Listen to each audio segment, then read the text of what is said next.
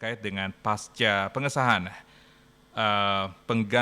peraturan pemerintah pengganti Undang-Undang Perpu Nomor 2 Tahun 2022 tentang Cipta Kerja menjadi undang-undang bersama dengan reporter Media Group Network Marcelina Tumudo langsung dari Gedung DPR Jakarta. Selamat siang, Marcelina.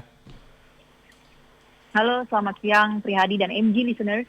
Oke, Marcelina, bisa direview lagi nih buat MG listener yang baru saja bergabung dan juga baru saja mengikuti isu hari ini di DPR. Apa saja sebenarnya agenda DPR hari ini? Ya, Prihadi dan MG listeners, untuk agenda di DPR RI hari ini tadi diawali dengan rapat paripurna sekitar jam 10 pagi, di mana rapat paripurna ini membahas ada 5 agenda atau 5 kesepakatan begitu, tapi sebetulnya yang cukup utama dan menarik perhatian publik adalah terkait dengan Perpu Cipta Kerja yang telah disahkan sebagai undang-undang, kemudian juga ada pembahasan soal RUU PPRT atau Rancangan Undang-Undang Perlindungan Pekerja Rumah Tangga yang akhirnya disahkan sebagai RUU Usul Inisiatif DPR RI.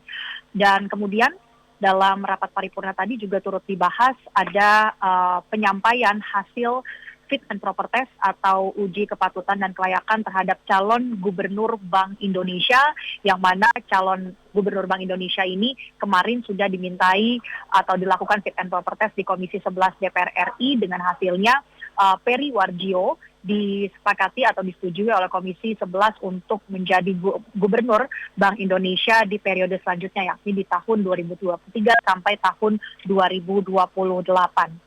Kemudian selain rapat paripurna tadi, untuk agenda-agenda berikutnya dari siang hari sampai dengan sore nanti, salah satunya yang cukup menarik yang akan juga kami ikuti adalah terkait rapat kerja Komisi 3 DPR RI dengan PPATK atau Pusat Pelaporan dan Analisis Transaksi Keuangan.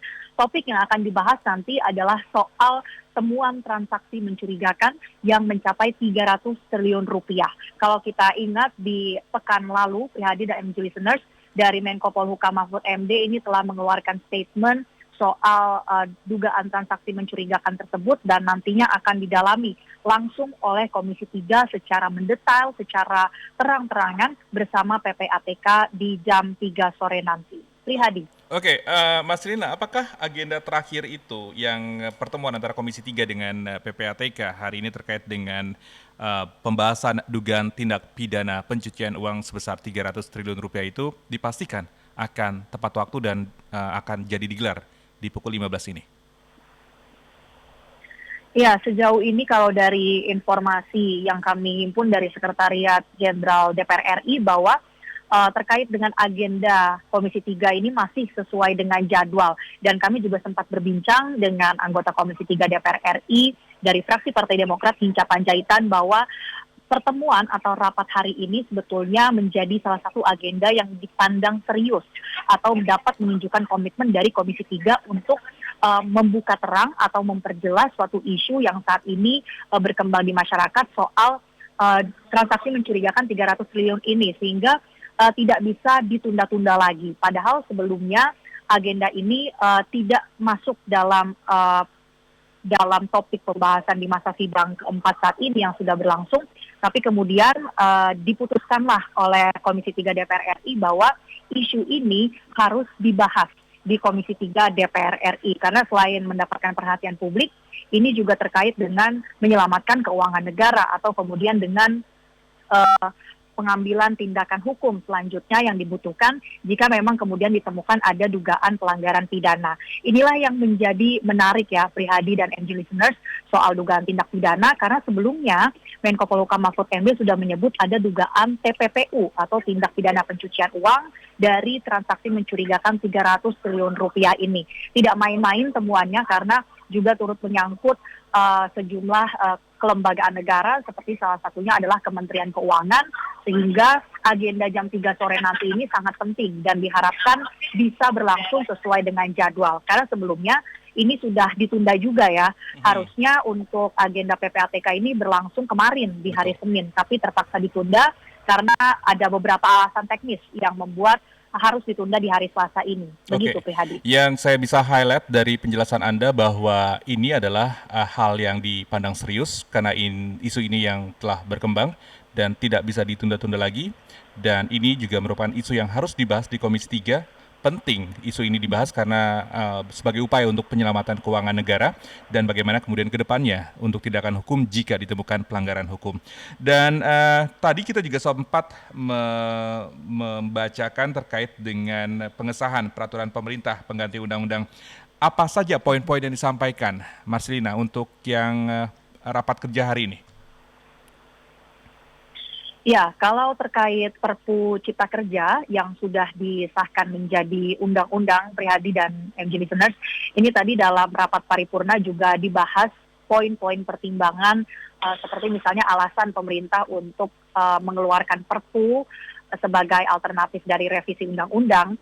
Ini dibacakan oleh Menko Perekonomian Airlangga Hartarto yang hadir di sidang paripurna tadi, bahwa menurutnya pemerintah memandang ada aspek kegentingan yang memaksa sehingga harus dikeluarkan Perpu nomor 2 tahun 2022 soal Cipta Kerja. Kalau kita tarik mundur sedikit di tahun 2021, Undang-Undang Cipta Kerja yang sudah berlaku pada saat itu kemudian dilakukan uji materi di Mahkamah Konstitusi dan putusannya adalah dinyatakan Undang-Undang Cipta Kerja ini inkonstitusional bersyarat. Artinya harus ada langkah evaluasi atau membuka kembali pembahasan terkait Undang-Undang Cipta Kerja dan diberi waktu selama 2 tahun oleh Mahkamah Konstitusi.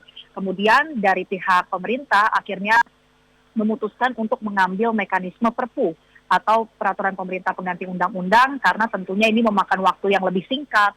Tapi juga kalau berdasarkan klaim dari pemerintah, meskipun Perpu, tapi sudah ada pembahasan sebelumnya dengan pihak-pihak terkait ataupun stakeholder atau pemangku kepentingan. Hal itu tadi disampaikan oleh Airlangga bahwa Perpu Cipta Kerja sudah memasukkan pandangan dari masyarakat juga, meskipun mekanismenya tidak seterbuka kalau dilakukan revisi seperti di DPR RI. Selain itu, menurut Airlangga juga pemerintah memandang aspek yang mendesak dan genting ini adalah karena situasi perekonomian nasional yang tidak terlepas dari pengaruh situasi perekonomian global.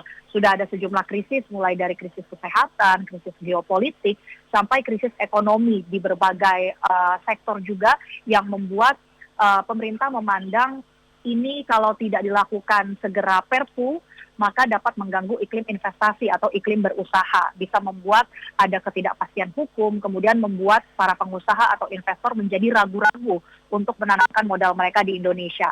Makanya kemudian pemerintah memandang situasi ini genting untuk menyelamatkan perekonomian nasional, kemudian juga harapannya bisa membuka lapangan pekerjaan sesuai dengan semangat dari delayed ini atau dari aturan ini, sehingga pemerintah mengeluarkan Perpu nomor 2 tahun 2022. Tapi sebetulnya Prihadi yang juga menarik dari paripurna tadi adalah karena masih adanya penolakan dari 2 fraksi partai politik.